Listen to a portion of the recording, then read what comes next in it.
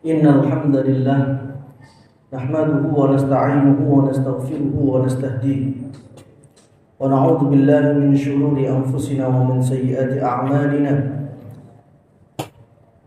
من يهده الله فلا مضل له ومن يضلله فلا هادي له أشهد أن لا إله إلا الله وأشهد أن سيدنا ونبينا محمدا عبده ورسوله لا نبي بعده اللهم صل وسلم على سيدنا محمد وعلى آله وصحبه أجمعين أما بعد يا أيها الذين آمنوا اتقوا الله حق تقاته ولا تموتن إلا وأنتم مسلمون.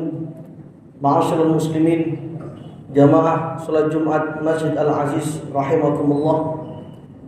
Marilah waktu yang mulia ini kita gunakan sebaik mungkin untuk meningkatkan kualitas takwa kita ke hadrat Allah Subhanahu wa taala. Kita pegang teguh keimanan kita dan jangan sampai kita meninggal dunia di luar kalimat la ilaha illallah Muhammadur Rasulullah sallallahu alaihi wasallam. Hadirin bapak-bapak, saudara-saudara yang saya hormati, tahun ini usia negeri kita tercinta Indonesia menginjak angka yang tidak lagi muda, 80 tahun. Yang patut kita syukuri, 80 tahun Indonesia merdeka dan masih bisa menjadi negeri yang aman seperti ini.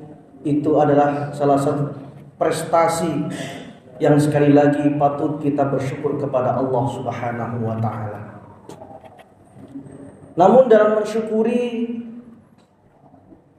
ulang tahun atau hari kemerdekaan Indonesia, sebagian masyarakat kita justru malah melakukan perbuatan-perbuatan kebatilan atau kemaksiatan. Ini bukan bersyukur, ini justru malah menantang Allah Subhanahu wa taala. Contohnya, sebagian masyarakat kita memutar musik yang menggelegar, memekak telinga, membuat hati dan jantung kita berdebar. Selain itu diiringi oleh perempuan-perempuan menari-nari, menjoget-joget dengan pakaian yang minim, dengan pakaian yang tidak sesuai dengan syariat. Ada laki-laki kemudian bersolek seperti perempuan atau dalam bahasa kita macak bencong. Dan ini terjadi beberapa tahun terakhir.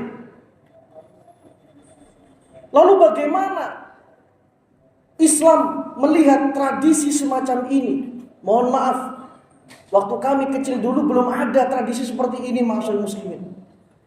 Kalau karnaval dengan menggunakan misalnya ada yang menjadi tentara, polisi, perawat, dokter, itu bagus.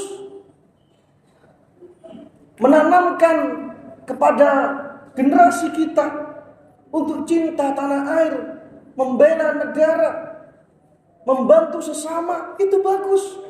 Namun yang terjadi akhir-akhir ini, karnaval-karnaval yang viral tersebut, apa fungsi, faedahnya? Belum lagi meminta sumbangan ke warga yang nominalnya itu tidak sedikit, belasan bahkan puluhan juta rupiah, hanya digunakan dalam satu hari yang ternyata menurut pandangan Islam itu berbau kemaksiatan. Islam bukan agama yang anti terhadap tradisi. Selama tradisi, adat istiadat sebuah masyarakat itu tidak keluar dari ajaran Islam, maka Islam welcome, silahkan. Contoh misalnya, dalam sebuah hadis sahih riwayat Imam Muslim, Siti Aisyah radhiyallahu anha menceritakan bahwa dulu ada orang-orang Habasyah Dia menari dengan tarian-tarian Habasyah, tarian perang. Mereka membawa hirbah, mereka membawa tombak, mereka membawa alat-alat perang. Mereka menari-nari dengan tarian-tarian tradisional Habasyah. Yang mana tarian-tarian itu hanya sebatas loncat-loncat, tidak ada yang berbau maksiat. Menggunakan pakaian-pakaian yang sesuai dengan syariat. Ini tradisi orang-orang Habasyah.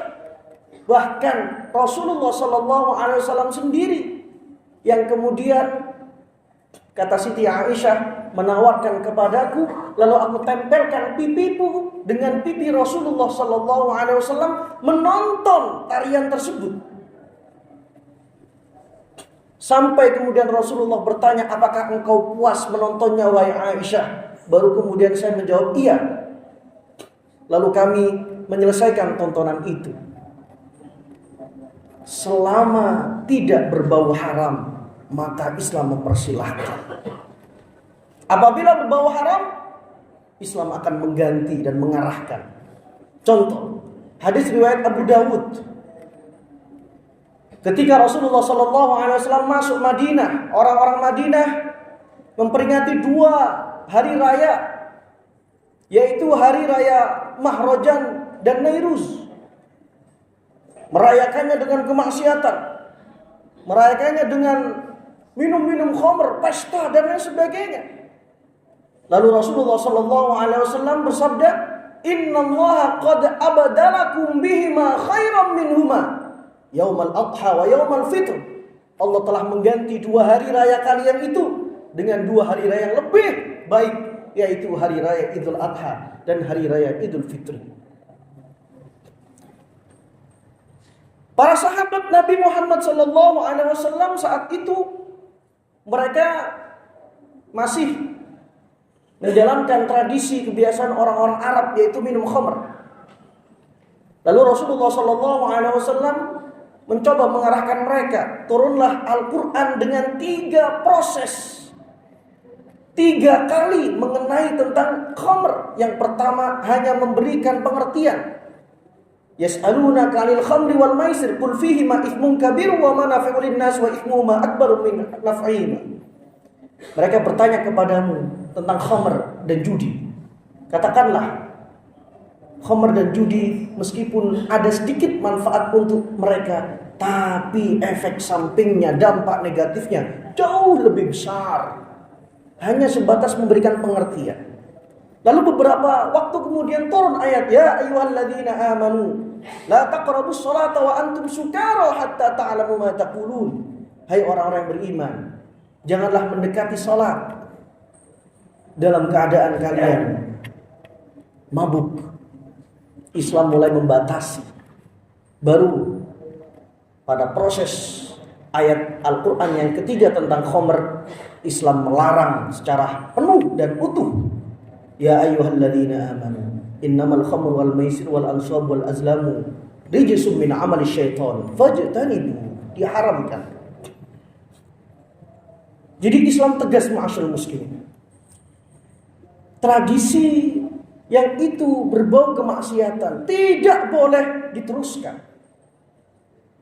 Bukankah itu haram semua? Memainkan musik dengan suara yang menggelegar, memekakkan telinga, membuat hati dan jantung orang berdebar, bisa membuat orang itu tuli, bahkan sampai merusak kaca, bangunan, rumah sebagian warga. Islam adalah agama yang muslih, bukan mufsid. Islam agama yang memperbaiki, bukan merusak. Belum lagi dengan perempuan-perempuan yang membuka aurat, berjoget-joget atau bahasanya dancer. Sudah sangat jelas ini adalah sesuatu tindakan kemaksiatan. Laki-laki yang menyerupai perempuan. Dalam sebuah hadis Rasulullah menyatakan laki-laki yang menyerupai perempuan dan perempuan yang menyerupai laki-laki akan mendapatkan laknat Allah Subhanahu wa taala. Maka ketika para ulama kita membahas hal semacam ini, yaitu fenomena Songhoreng. Dan beliau mengharamkan karena ada catatan-catatan yang mau tidak mau ini adalah kebatilan. Kita sebagai masyarakat awam harus mendukung. Maka jangan sampai apabila ada Pak RT, Pak RW di sini mengadakan festival atau karnaval atau hal dan sebagainya, dan ada kemaksiatan-kemaksiatan, itu bukan untuk membangun negeri kita. Itu justru malah merusak moral anak-anak muda kita. Kalau kita tidak bisa memberikan sumbangsi positif ke negeri kita Indonesia, setidaknya jangan memberikan hal-hal yang negatif untuk negeri kita tercinta Indonesia. Mari kita sudahi tradisi karnaval yang viral akhir-akhir tahun ini dengan dibungkus perayaan Hari Kemerdekaan Indonesia. Itu bukan tindakan yang mencerminkan rasa syukur kita kepada Allah Subhanahu wa taala.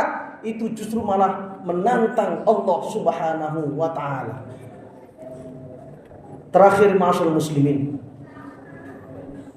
kemaksiatan, kebatilan sampai hari kiamat akan mendapatkan dukungan.